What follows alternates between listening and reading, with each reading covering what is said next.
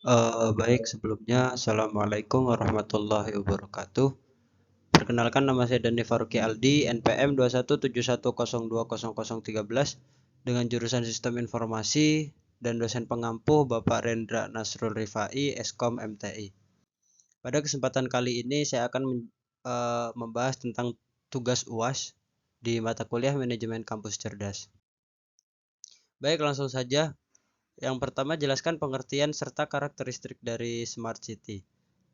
Smart City atau kota pintar adalah suatu konsep pengembangan sebuah kota dengan menerapkan dan mengimplementasikan teknologi secara inovatif, efektif, dan efisien dengan cara menghubungkan infrastruktur fisik, ekonomi, dan sosial dalam sebuah kawasan sehingga meningkatkan pelayanan dan mewujudkan kualitas hidup yang lebih baik.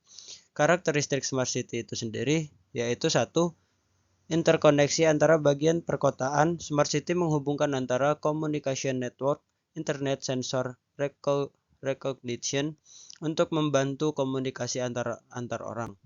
Dengan demikian, interkoneksi antar bagian perkotaan akan terwujud. 2. Integrasi sistem informasi perkotaan. Hal yang berkaitan dengan internet dan cloud computing akan digunakan dalam setiap bidang bisnis dan mengintegrasikan sistem aplikasi. Data dan internet menjadi unsur-unsur inti yang mendukung operasi perkotaan dan manajemen.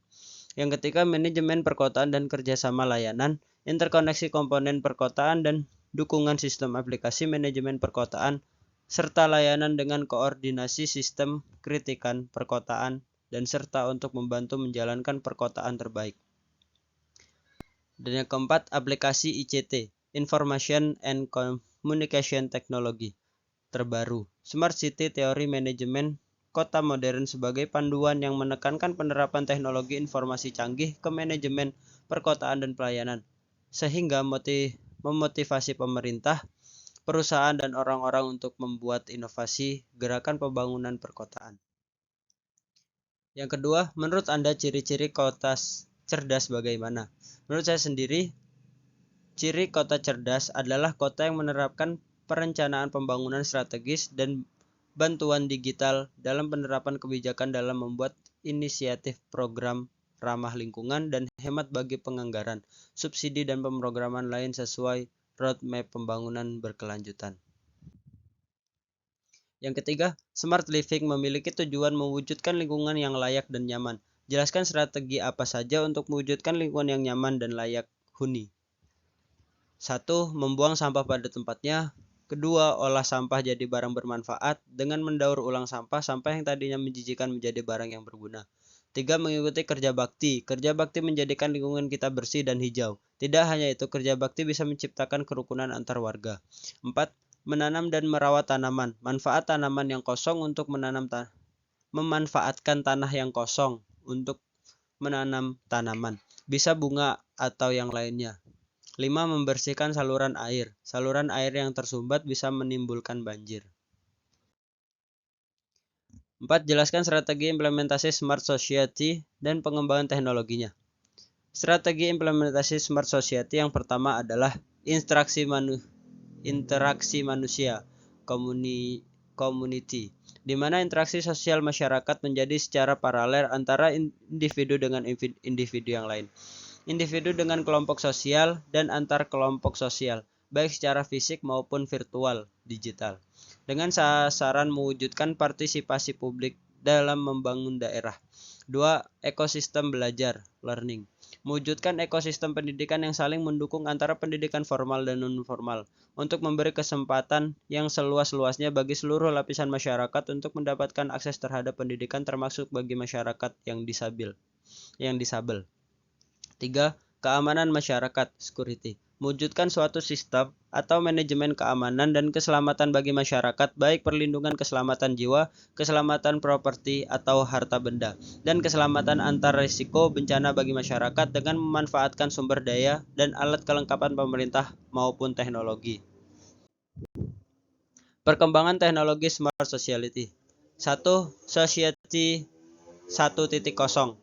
Pada masa ini, manusia mulai mengenal tentang pembentuk suatu kelompok menjadi masyarakat. Manusia mempertahankan diri mereka dengan cara berburu untuk mendapatkan makanan dan pindah-pindah tempat untuk bertahan hidup.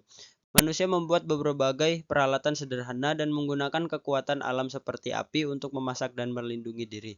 2. Society 2.0 disebut sebagai era pertanian atau revolusi agrikultur. Manusia fokus dengan masyarakat yang semakin fokus untuk bercocok tanam. Manusia tidak perlu khawatir untuk melakukan perburuan dan berpindah-pindah untuk mendapatkan tempat tinggal yang memiliki sumber makanan. Pada era ini, manusia mulai menetap dan membangun masyarakat yang lebih kompleks, sehingga muncul berbagai kerajaan, tulisan diperkenalkan, hingga kota-kota besar mulai berdiri.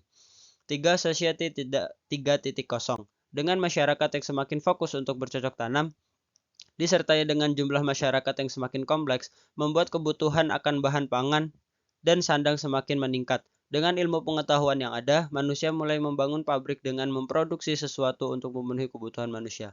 Manusia bekerja di pabrik-pabrik dengan sistem upah. 4. Society 4.0 ilmu pengetahuan dan teknologi semakin berkembang membuat manusia mengenal komputer hingga internet sehingga dapat memperoleh informasi dengan cepat. Aliran data yang begitu cepat membuat teknologi ini industri berlomba-lomba membangun sebuah produk yang membantu manusia semakin mudah dalam memperoleh informasi.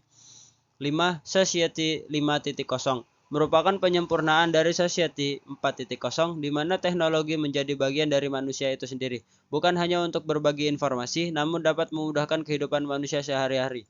Society 5.0 menekankan pada kehidupan yang berintegritas, mudah dan cepat. Sebagai contoh, menggunakan robot yang dapat membantu restoran, membersihkan rumah, dan lain-lain dapat dikendalikan dengan komputer dan internet. Society 5.0 membuat kehidupan manusia menjadi praktis dan otomatis, sehingga teknologi tidak menguasai manusia, melainkan manusia dapat mendapatkan kualitas hidup yang baik dan nyaman. Baik, sekian dari saya, kurang lebihnya mohon maaf. Assalamualaikum warahmatullahi wabarakatuh.